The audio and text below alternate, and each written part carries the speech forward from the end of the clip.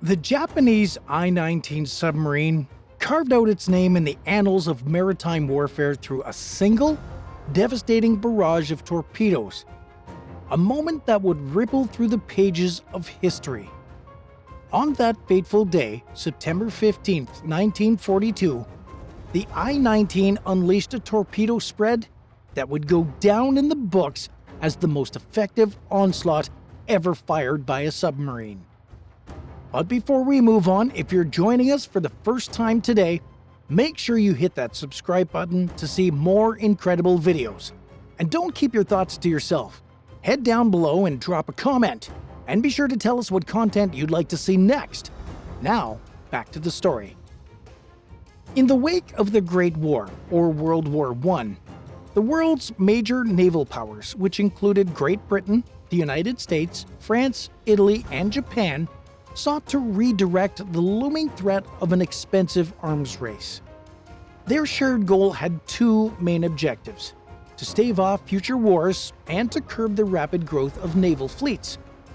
Within this framework, a historic agreement was created, one that would set strict limits on the number and sizes of warships, including submarines, that each nation could build. Submarine warfare, in particular, saw a massive shift with the signing of this agreement. The stipulated limit for submarines was set at a measly 2,000 tons. Most countries found this limit relatively easy to follow through with. But this restraint would ultimately shape the course of all submarine development as World War II loomed eerily on the horizon. In contrast to their Western neighbors, Japanese submarines came out as a distinct breed. The I-class boats, which were regarded as fleet submarines, embodied the perfect blend of long-range capabilities and deadly speed. The I-19, a shining example of this class, displaced a staggering 2,584 long tons, dwarfing the British, Italian, and German submarines, which struggled to reach just 1,000 tons. Her impressive arsenal included a 5.5-inch naval gun, a testament to her versatility and the Japanese Navy's commitment to both innovation and creativity. What truly set the I-19 and her B-type I-class counterparts apart from the rest was a revolutionary feature: the ability to carry and deploy an airplane from the sub. Encased in an airtight compartment, the I-19 held the Yokosuka E-1-4Y floatplane, affectionately called the Glen. This ingenious addition basically transformed these submarines into underwater aircraft carriers, a concept unmatched by other nations at the time. The Glen could be employed for multiple missions, from scouting and reconnaissance to light bombing, further enhancing the I-19's value. But the pièce de résistance of the I-19's armament was the formidable Type 95 torpedo. A modified version of the ship-launched Type 93 Long Lance torpedo, the Type 95 stood at the pinnacle of torpedo technology during most of World War II. Its superiority was clear given its remarkable range, which was 3 times that of its American counterpart, the troubled Mark 14 torpedo. The Type 95 was not just the fastest torpedo globally, but it also had the largest warhead of any submarine torpedo on the seas. The potency of these Japanese submarines came at a steep price: the need for a much larger crew. The I-19 required 94 to 105 men, contrasting the American Gatto-class submarines, which operated efficiently with just 60 crew members.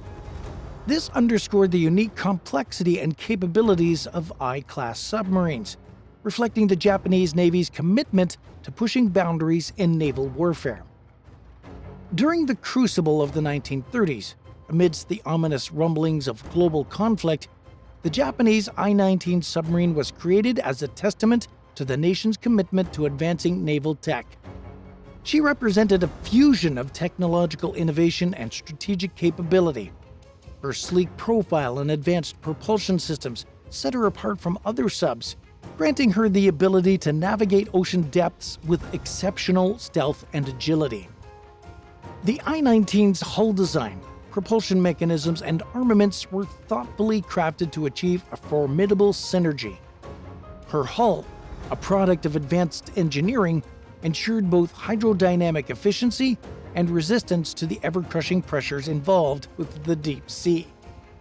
Propelled by advanced systems, she had a remarkable top speed of 23 knots and a range of 14,000 nautical miles at a fuel-efficient 16 knots on the surface, attributes that set her apart in submarine warfare. The I-19 took shape thanks to the hands of Mitsubishi Heavy Industries at the Kobe shipyard. The keel was officially laid on March 15, 1938, under the designation Submarine No. 39. Her construction was characterized by precision, as skilled shipbuilders transformed raw materials into the maritime marvel. On September 16, 1939, the submarine came out of the shipyard, finally christened as the I-19. Her launch marked a momentous occasion, ushering the birth of a vessel destined for a crucial role in World War II. April 28, 1941, marked the day of her commissioning into the Imperial Japanese Navy. Commanded by Commander Nahara Saigo, she was attached to the Yokozuna Naval District and assigned to the 6th Fleet Submarine Squadron 1, Submarine Division 2, alongside her sister ships the I-18 and I-20. One of her first assignments with fellow submarines I-21 and I-23 was to serve as the vanguard of Admiral Chuichi Nagumo's carrier force, which was rapidly closing in on Pearl Harbor. On that fateful day, December 7, 1941, the I-19 diligently patrolled 120 miles northeast of Oahu, maintaining a careful watch for any signs of American ships that might discover the approaching carrier task force. After her initial mission, the I-19 found herself tasked with an operation that took her to the west coast of North America alongside submarines I-15, I-9, I-10, I-17, I-21, I-23, I-25, and I-26. Their mission was as bold as it was risky.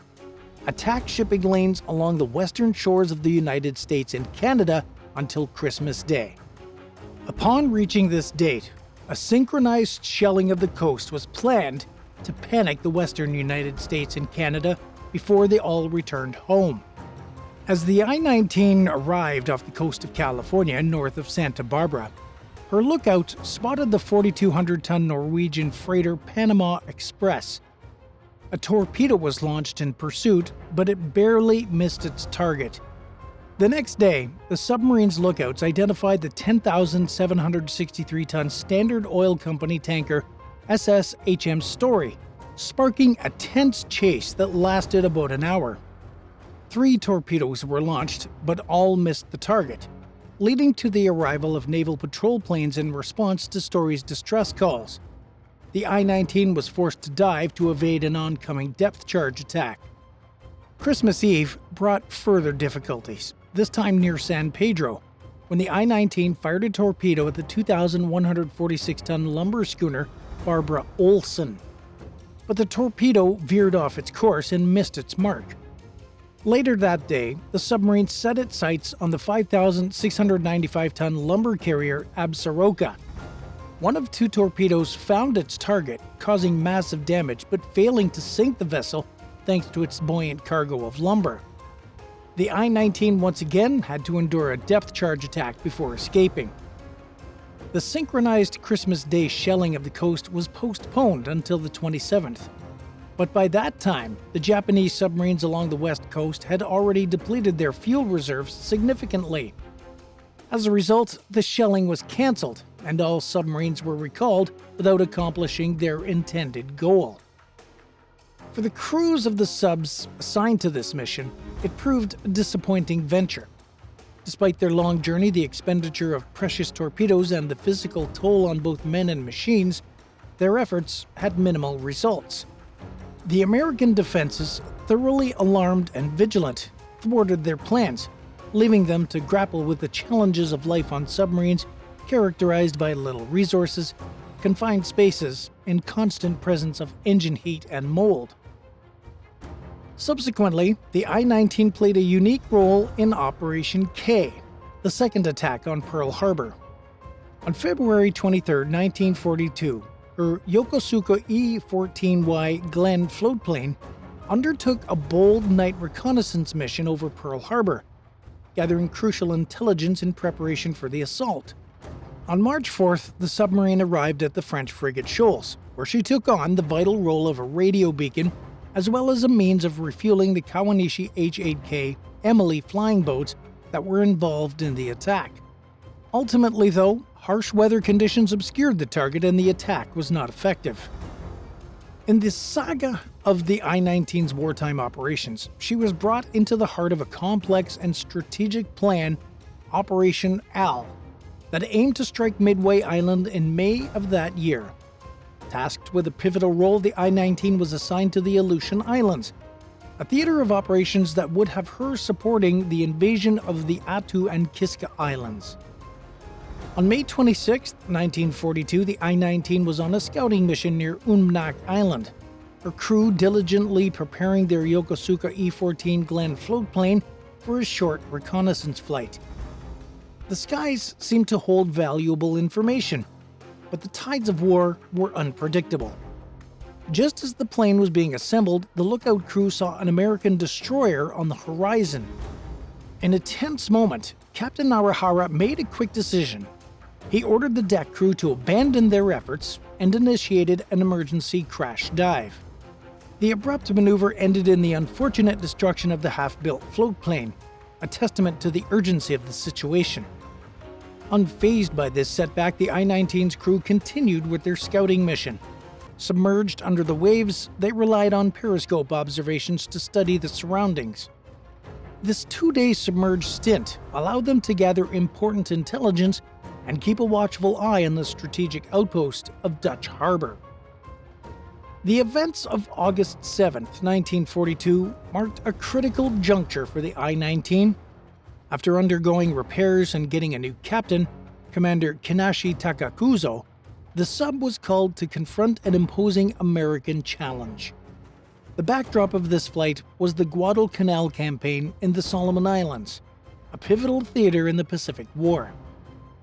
By the time August 24th came around, the I-19 had arrived at the station, positioned 200 miles southeast of Guadalcanal. Tasked with patrol duties, the submarine began a relentless search for targets in the vast expanse of the Pacific Ocean. Her presence bore witness to the intricate dance of strategy and tactics that characterized this phase of the war.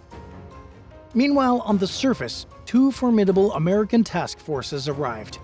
These forces were centered around the aircraft carriers Wasp and Hornet. Their combined strength was intended to safeguard reinforcement convoy transporting the 7th Marine Regiment from Espiritu Santo to Guadalcanal.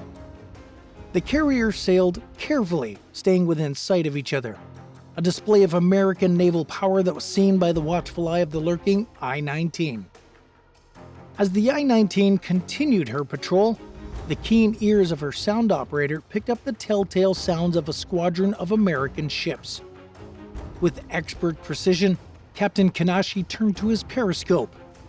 The American squadron, despite its zigzagging course, placed the carriers into the wind, a maneuver required for the launch and retrieval of planes. Seizing the moment, Captain Kinashi meticulously calculated the course and speed of the approaching Wasp. It was 11:45 a.m., a moment forever set in history, when the I-19 unleashed her deadly payload.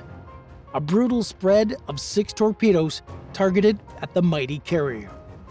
On board the Wasp, during the bustling activity of plane retrieval, the ship's cameraman, Leslie Elliott Jr., watched on the bridge. Suddenly, the unthinkable happened. Signs of torpedoes in the water. In a frantic attempt to escape the impending doom, the helmsman wrestled with the wheel, trying to steer the ship clear of the deadly projectiles. But fate had other ideas.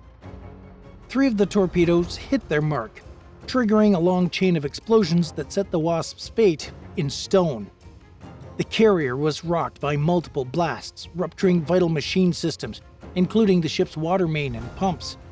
Fires raged on uncontrollably, their insatiable hunger threatening to take over the once proud vessel. Amidst the chaos, Leslie Elliott Jr. was hit in the forehead by shrapnel.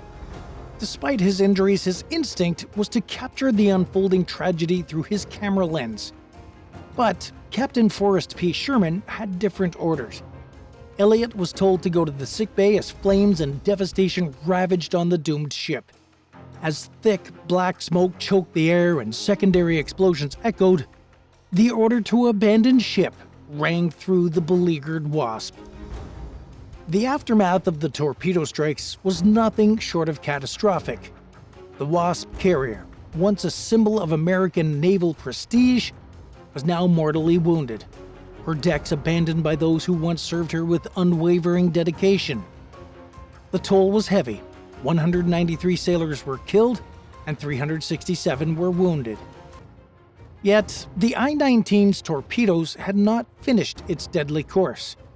One of them found its mark on the battleship North Carolina, striking her on the port bow just in front of the formidable armor belt designed to protect her from similar assaults.